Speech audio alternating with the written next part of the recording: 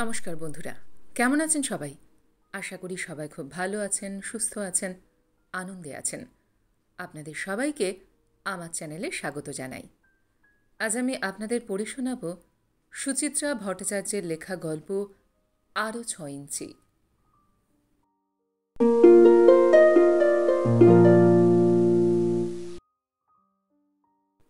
খেতে খেতে আপন মনে মাথা নাড়ছিল দীপক। আপন মনে মন্তব্য করল, ফ্ল্যাটটায় একটা মোক্ষম ডিফেক্ট আছে। চিত্রলেখা পাশেই সোফায়, চোখ খবরের কাগজে গাঁথা, হাতে পেন্সিল।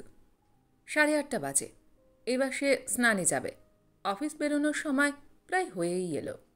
তার আগে পঞ্চম পৃষ্ঠার শব্দজব্দ সমাধান সেরে ফেলছে দ্রুত। নেশা। কিন্তু এমন একটা টিপ্পনি সে উপেক্ষা করে কি করে, বিশেষ করে এই নতুন ফ্ল্যাট নিয়ে? গ্রীবা হেলিয়ে স্বামীকে দেখল চিত্রলেখা। কি ডিফেক্ট? আমাদের জানলার গ্রিলগুলো লক্ষ্য করো।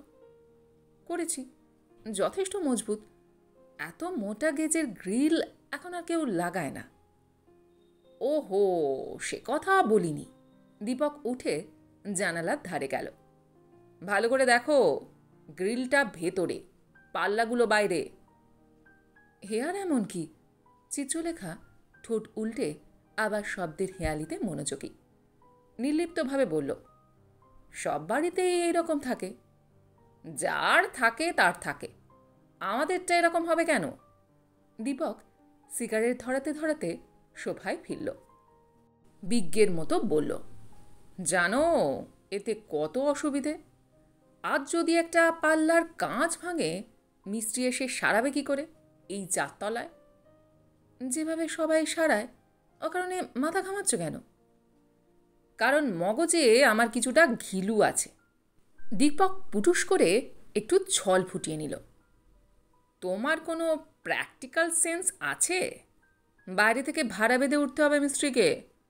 এবার তার খরচটা হিসাব করো। একটা কাঁচ রিপ্লেস করতে ঢাকের দায়ে মন সাবি কবে। সকাল সকাল কু গাইছো কেন বলো তো? কাঁচ কেন ভাঙবে?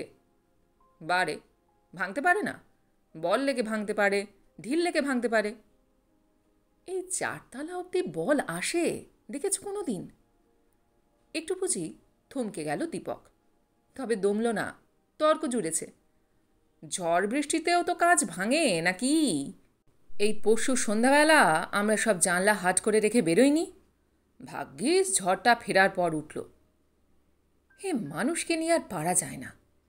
এই হলে সেই হতো, ওই হলে সেই হবে। এখন এই নিয়ে কানের কাছে একটানা রেকর্ড বাজিয়ে যাবে। চিত্রলেখা কাগজ ভাঁজ করে রাখল। রিডিং গ্লাস খুলেছে চোখ থেকে।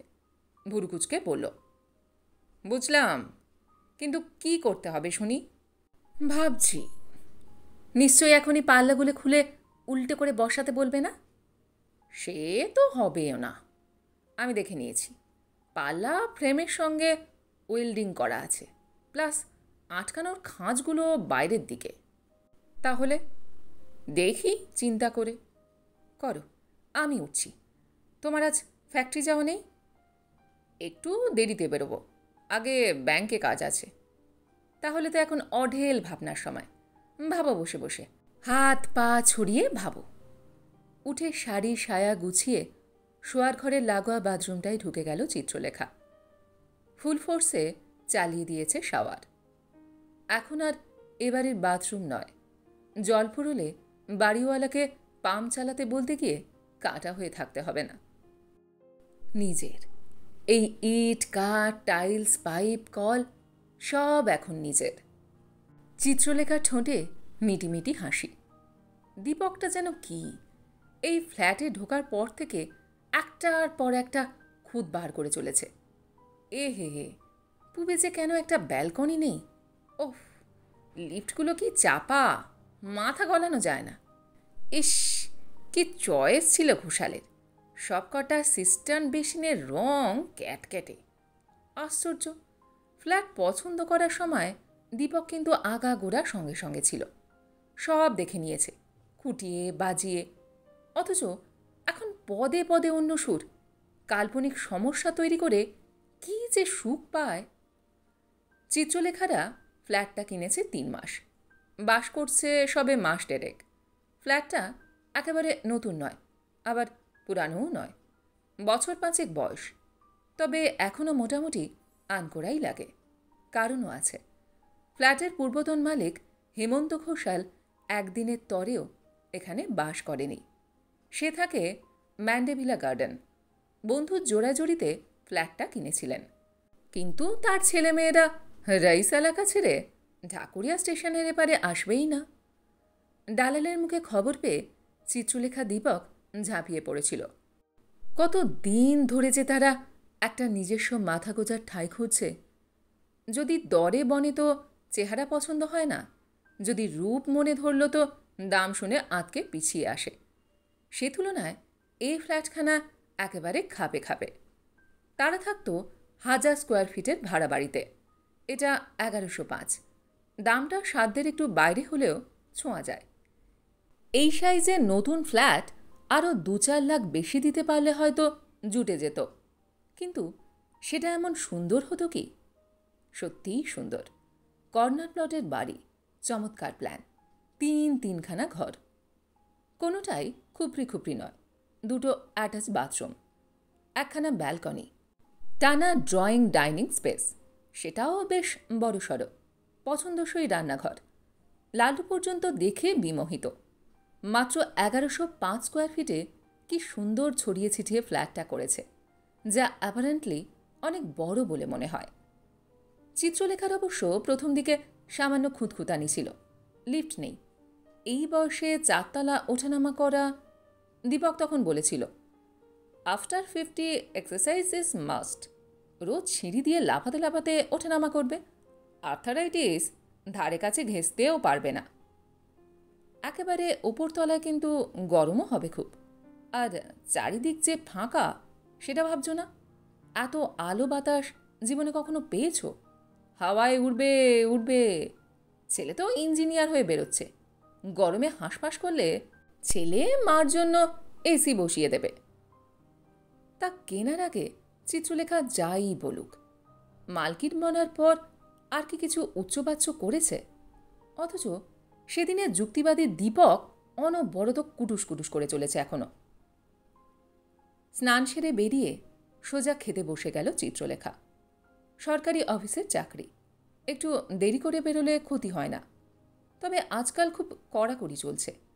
তার উপর অফিসের অনেকটা দায়িত্বই চিত্রলেখার কাঁধে।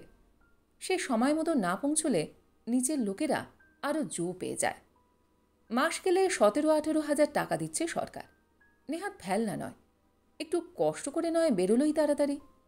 পরিশ্রমকে কি কখনো চিত্রলেখা ভয় পেয়েছে? রাত দিনের কাজের লোক সুবলা ভাত বেড়ে দিয়েছে। খেতে খেতে চিত্রলেখা ড্রয়িং স্পেসের দিকে তাকাচ্ছিল।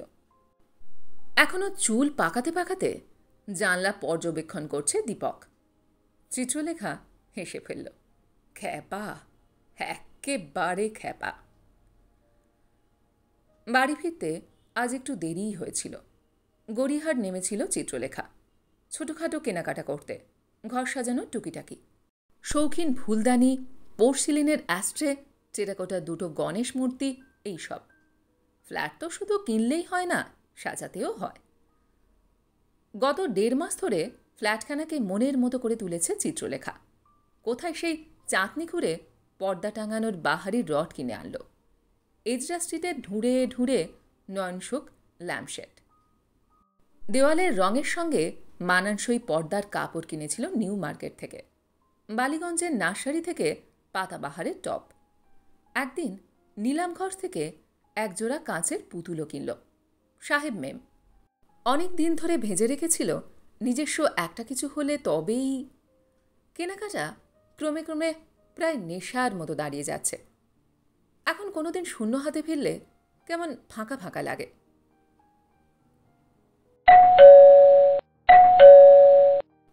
ডোরবেল বাজতেই আজ দরজা খুলেছে দীপক। প্রথম বাক্য, গরিবের কথা বাসি হলেও সত্যি হয়, বুঝলে? কেন, কি হলো? যাও, তোমার ছেলের ঘরটা দেখে এসো। একটা কাঁচের পাল্লা গন।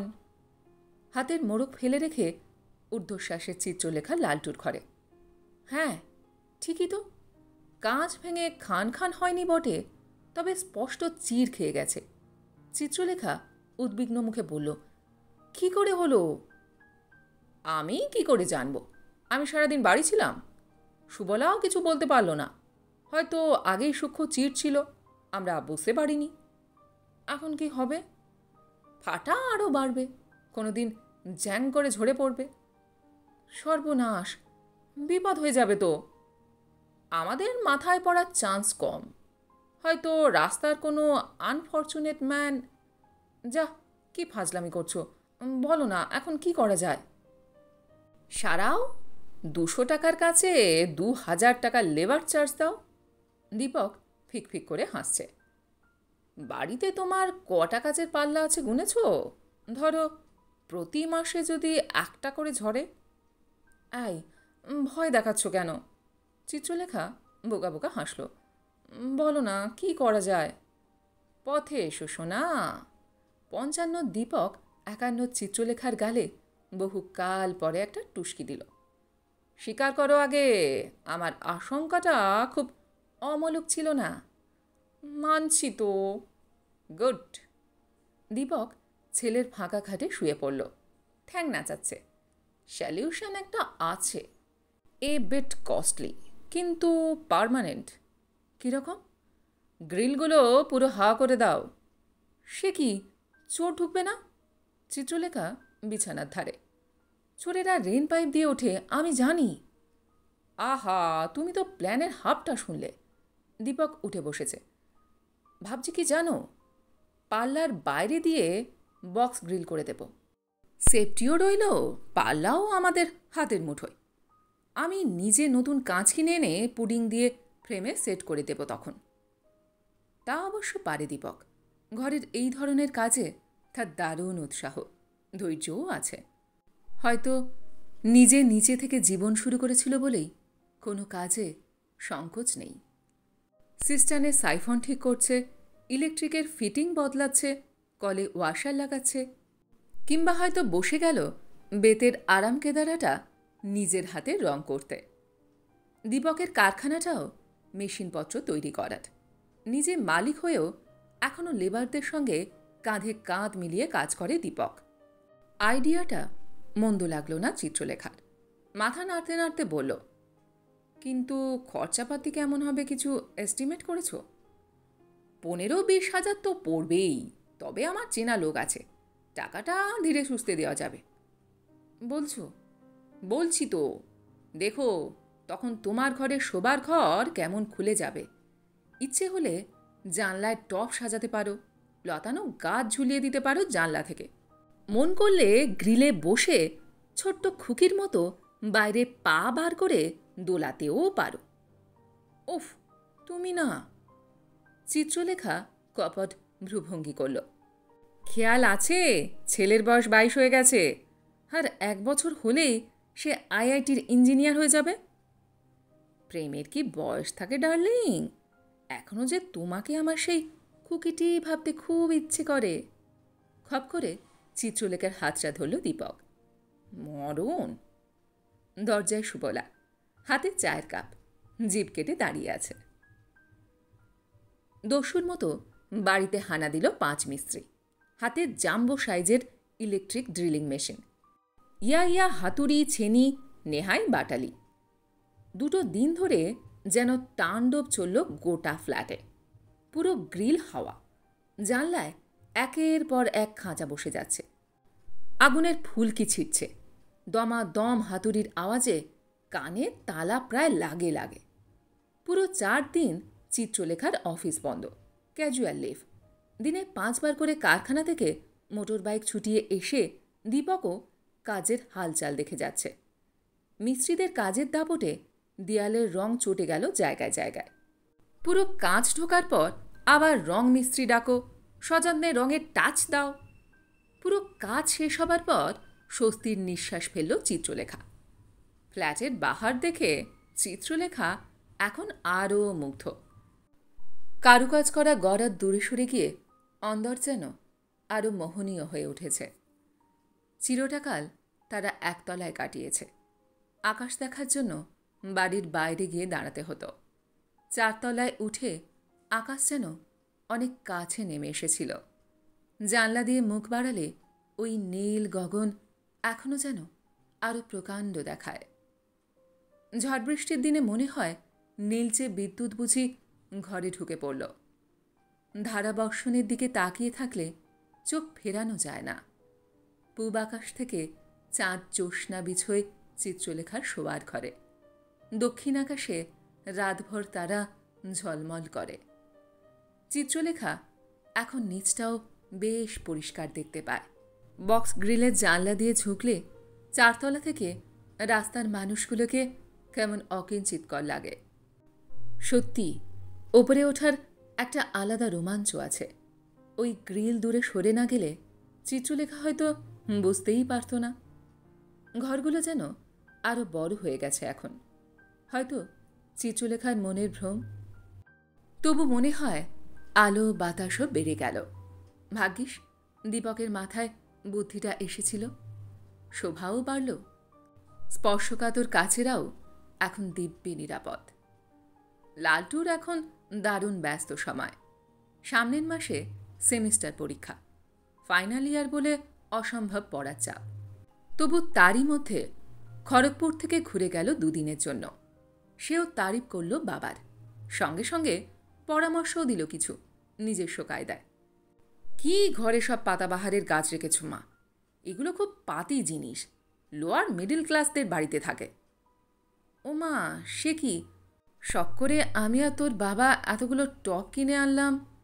দরজার বাইরে রাখো, ব্যালকনিতে রাখো, সিঁড়িতে রাখো, ল্যান্ডিংয়ে রাখো। ভেতরটা একেবারে ন্যাড়া হয়ে যাবে না?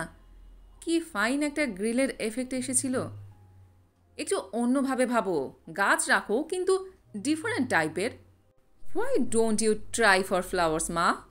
বক্স গ্রিলে বসিয়ে দাও, ব্যাস ডিউটি ফিনিশ। রোদ্দুর তো পাবেই, বর্ষা চলছে। এখন তোমায় রোজ ভৃঙ্গারও উপর করতে হবে না। খাসা বলেছে তো লালটু। চিত্রলেখা দীপক মুখ চাওচাই করল। ব্যাপারটাকে নিয়ে ভাবনা চিন্তা করাই যায়। ফুল গাছে ভরিয়ে দিলে বেশ একটা মালঞ্চ ভাব আসবে না ফ্ল্যাটে? চিত্রলেখার বাতায়নে এখন কুসুমের সমারোহ।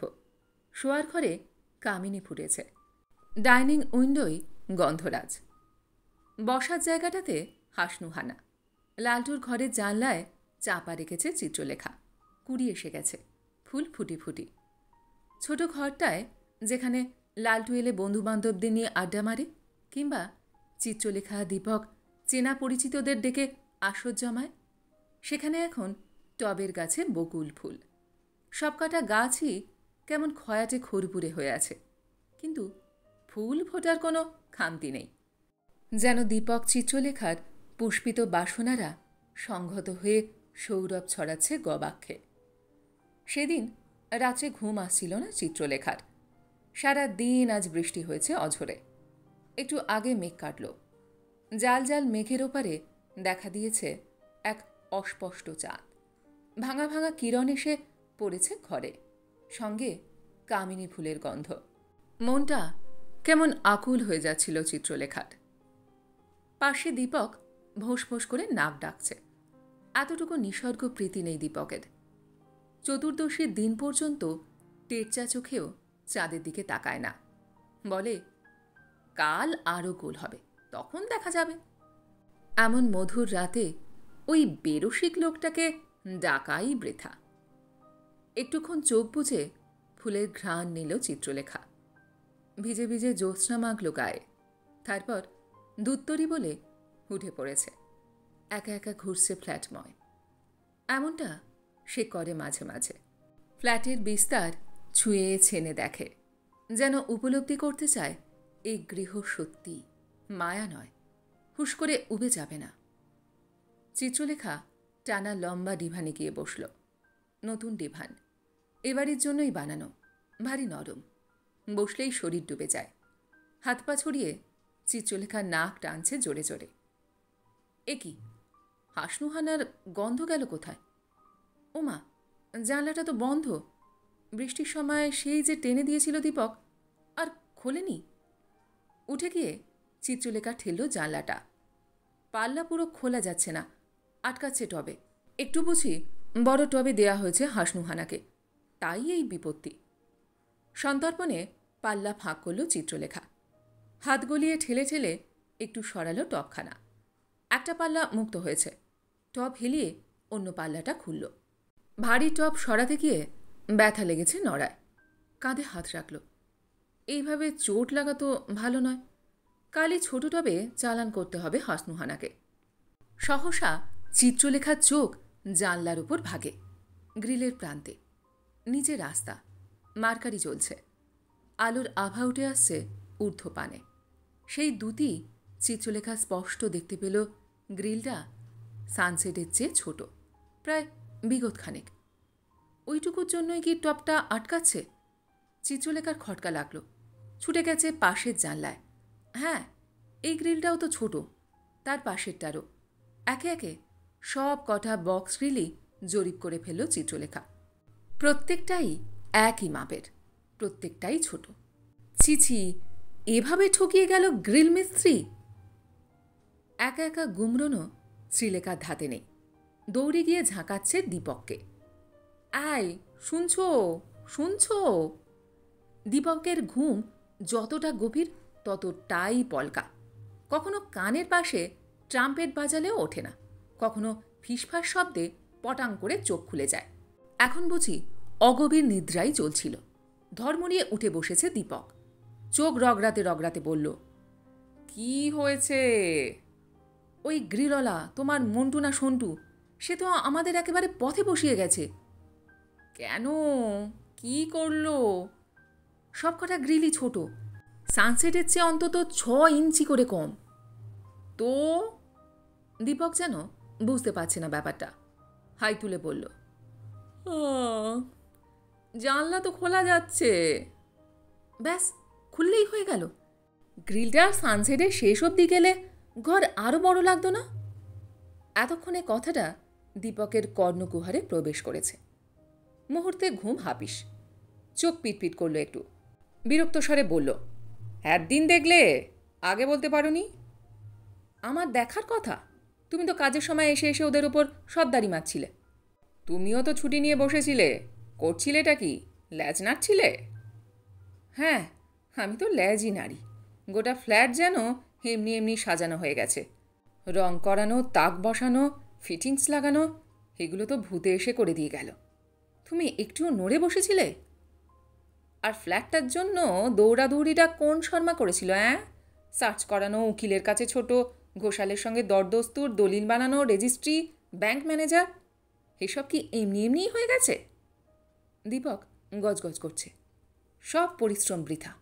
কষ্টের ফ্ল্যাটটা তোমার জন্য খুঁতো হয়ে গেল। রাত দুপুরে চিল্লিও না। চিত্রলেখা তর্জনী নাচালো। তোমার জন্য হয়েছে, তোমার জন্য, তোমার জন্য। বাচ্চাদের মতো কলহ শুরু করেছে 51 আর 50। চোখ পাকিয়ে মুখ বিকৃত করে। হঠাৎই থেমে গেল দীপক। ছন্দপতন ঘটিয়ে হেসে ফেলেছে। হাসছে হাসছে, হো হো হাসতে হাসতে মাথা নাড়ছে দুদিকে। চিত্রলেখা অবাক। গড়গড়ে গলায় বলল, হলো কি? এত হাসো কেন? দীপক অতি কষ্টে হাসি থামালো। তবু যেন বুড়বুড়ি উঠছে হাসির। বলল, ঢের হয়েছে, আর মাথা খারাপ করো না, আলো নিভিয়ে শুয়ে পড়ো। বিবাদের মাঝে এক পক্ষ আচমকা থেমে গেলে অন্য পক্ষ বড় অসহায় বোধ করে। চিত্রলেখা চোখ সরু করে দীপককে দেখল একটুক্ষণ। তারপর বেজার মুখে টিউবলাইটের ক্যাটকেটে আলোটাকে বুঝিয়ে দিল। মাথা রেখেছে বালিশে। মেঘ পুরোপুরি সরে গেছে। মোমজ্যোৎস্নায় ভেসে যাচ্ছে ঘট। গ্রিলের আঁকাবাঁকা ছায়া নিয়ে চাঁদ দুলছে বিছানায়। চিত্রলেখা এপাশ ওপাশ করছিল। এখনও তার চিত্ত শান্ত হয়নি। গ্রিলের জন্য অতগুলো টাকা বিফলে গেল। তখনই দীপকের গলা শুনতে পেল। লেখা, এই বাক্স বাক্স গ্রিলের মধ্যে আমাদের ফ্ল্যাটটাকে কেমন খাঁচা বলে মনে হয় না? চিত্রলেখার চোখ আড়াআড়ি বাহুতে ঢাকা। সে কথা বুঝলও না, রাও কাড়ল না। আমরা কীরকম খাঁচার জন্তুর মতো ঝগড়া করছিলাম, তাই না? চিত্রলেখা উল্টো দিকে ফিরে শুল। দীপক ক্ষণিক নিঃশব্দ। তারপর কেমন যেন দূরমনস্ক গলায় বলল, তোমার মনে পড়ে লেখা, আমরা কিভাবে জীবন শুরু করেছিলাম? না পড়ার কি আছে? চিত্রলেখা গুমগুম স্বরে বলল, আমি কিছু ভুলি না। যখন প্রথম সংসার পাতলাম তখন আমাদের কি কি জিনিস ছিল? একটা কড়া, একটা হাঁড়ি, একটা তক্তপোষ, আর দুজনের দুটো থালা গেলাস। আরও বলে যাও, তোশক, চাদর, বালিশ, একটা সস্তা দামের আলনা। সে তো কয়েকটা ভাড়ার জিনিসও ছিল, ফ্যান, আলমারি, ড্রেসিং টেবিল। ড্রেসিং টেবিলটা খুব বাহারি ছিল। আলমারি ভাড়া করতে গিয়ে তুমি এমনভাবে ওটার দিকে তাকিয়েছিলে, নইলে আমাদের ওই ঘরে ওই ড্রেসিং টেবিল। স্মৃতির সমুদ্র আছাড় খাচ্ছে পাড়ে। ছোট ছোট বাষ্পকণায় রাগটা জুড়িয়ে এলো চিত্রলেখার। আনমনে বলে উঠল, তুমি আমাকে রথের মেলা থেকে একটা আম কাঠের টুল কিনে দিয়েছিলে। আমাদের আরও কিছু ছিল তখন, আমার সেতার আর তোমার হারমোনিয়াম। চিত্রলেখা বুঝি সময়টাকে দেখতে পাচ্ছিল। দীপক যেন তাকে হাত ধরে নিয়ে চলছে পেছনে। বলল, কুদঘাটের সেই বাড়িটার ভাড়া ছিল 60 টাকা। বাড়ি নয়, বলো ঘর। হ্যাঁ, ঘর। টানা ব্যারাকের মতো বারান্দায় দরমার পার্টিশান। বাথরুম ছিল কতটা দূরে, সেই পুকুর পাড়ে। বর্ষাকালে তোমায় সাপ জোক সামলে সামলে যেতে হতো। চিত্রলেখা চিত হয়ে শুল। স্বর মিহি হয়ে এসেছে। উপায় কী ছিল? তোমার তখন রোজগার মাস গেলে 150 টাকা। আমি তো তখন চাকরিই পাইনি। ওই কটা গানের টিউশনি, অনেক টিউশনি করতে তুমি। সকাল বিকাল মিলিয়ে কখনো 5খানা, কখনো 6খানা। 5 ছাত্রী 20 টাকা।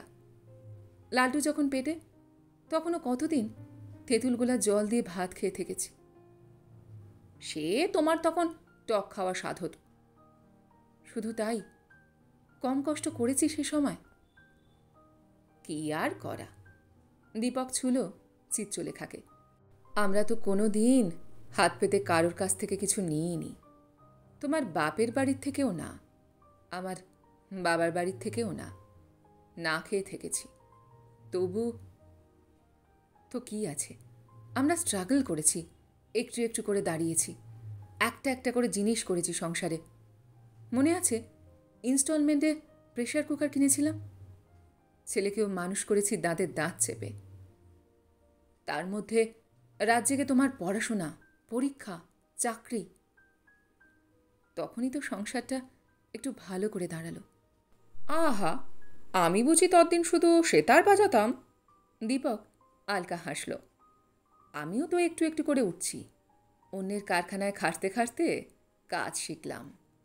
ধাপে ধাপে প্রমোশন, এই ফ্যাক্টরি ছেড়ে ওই ফ্যাক্টরি। তারপর নিজের একটা কারখানা হলো। এসব কিছুর মূলে কী ছিল লেখা? জেদ, চাওয়া, আকাঙ্ক্ষা। পড়ে পড়ে মার খাবো না, এই মনোভাব নয় কি? ছিলই তো। আকাঙ্ক্ষা ছিল বলেই তো আজ আমরা এখানে। মাঝে কত স্টেজ গেছে। 60 টাকার বাড়ি ভাড়া থেকে 300, সেখান থেকে 700, তারপর 1500, 3000।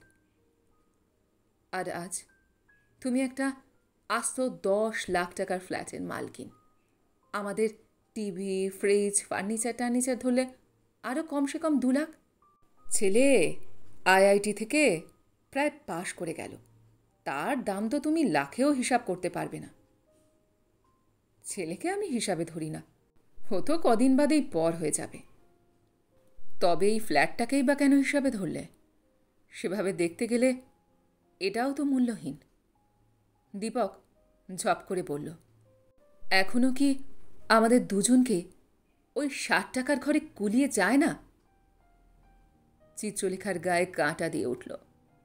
দেখতে চাইছে আলো ছায়া মাখা স্বামীকে, দেখতে চাইছে না বুঝতে চাইছে।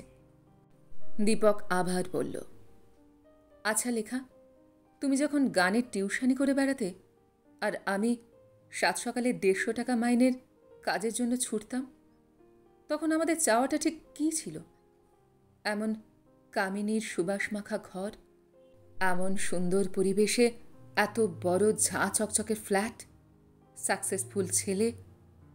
আমরা মোটেই ব্যর্থ নই। তোমার কি মনে হয় না আমরা আমাদের শুরুর আকাঙ্ক্ষাটাকে অনেক বেশি ছাপিয়ে গেছি? কথাটা ঢং করে বুকে বাজল চিত্রলেখার, গভীরভাবে হৃদয়ের অতলে গিয়ে কথাটা যেন ধ্বনিত হল। আহত গলায় চিত্রলেখা বলল, মোটেই না, আমরা আরও বেশি পেতে পারি। কতটা বেশি? আরও 6 ইঞ্চি হতে পারে। তারপর আরও 6 ইঞ্চি হতেই পারে। তারপর? চিত্রলেখা চুপ। গাটা হঠাৎ কেমন শিরশির করছে। আশা আকাঙ্ক্ষার কোন প্রান্তসীমার ইঙ্গিত দেয় দীপক? উড়ো মেঘ এসে আবার কখন ঢেকে দিয়েছে চাঁদকে। গ্রিলের ছায়া বড় হতে হতে গোটা ঘরখানাকে গ্রাস করে নিল। নিচু সিলিংয়ে ফ্যান ঘুরছে বনবন। নিথর শুয়ে আছে দম্পতি। খাটের তলায় অবহেলায় পড়ে ধুলোমাখা একটা সেতার আর একটা হারমোনিয়াম। রাত বাড়ছিল।